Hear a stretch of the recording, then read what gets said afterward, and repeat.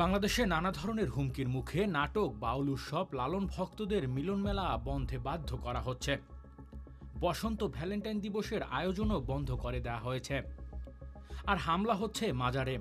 তৌহিদি জনতার ব্যানারে এসব ঘটনা ঘটছে। এসব ঘটনার তৌহিদি জনতার পাশাপাশি স্থানীয় পর্যায়ে কোথাও কোথাও ব্যবহার করা হচ্ছে বৈষম্য বিরোধী ছাত্র আন্দোলনের নাম। কিন্তু সরকারের পক্ষ থেকে বারবার করা অবস্থানের কথা জানানো হলেও যারা হুমকি দিয়ে এসব অনুষ্ঠান বন্ধ করছেন তারা থামছে না। উপদেষ্টা মাহফুজ আলম তার ফেসবুক পোস্টে তৌহিদি জনতার নামে যারা হামলা করেছেন তাদের সতর্ক করেছেন এ কঠোরতার হুঁশিয়ারি অপরাধীদের জন্য, যারা তৌহিদি জনতার কথা বলে নিপীড়ন করছেন, নৈরাজ্য করছেন।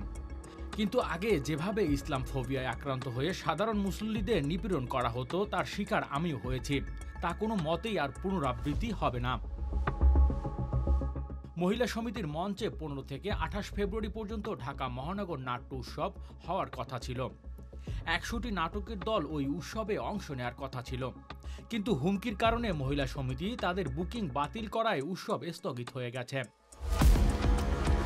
14 ফেব্রুয়ারি ঢাকায় উত্তরায় বসন্ত উৎসবও বন্ধ করে দিতে হয়েছে।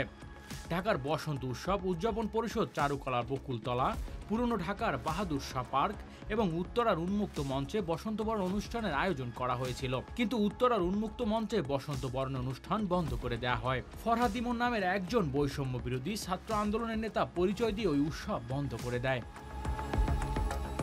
Desk report, metro TV.